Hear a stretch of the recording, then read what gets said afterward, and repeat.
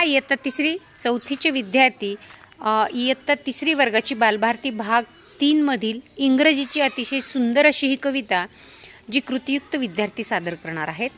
आणि वर्गमित्राच्या भूमिकेमधून इयत्ता चौथी वर्गातील विद्यार्थी या ठिकाणी विषय मित्र म्हणून भूमिका पार पाडणार आहेत। आणि त्यानंतर तिसरीचे विद्यार्थी त्यांचे पाहून आणि ऐकून कृती सह कविता सादर करणार आहेत इयत्ता चौथी।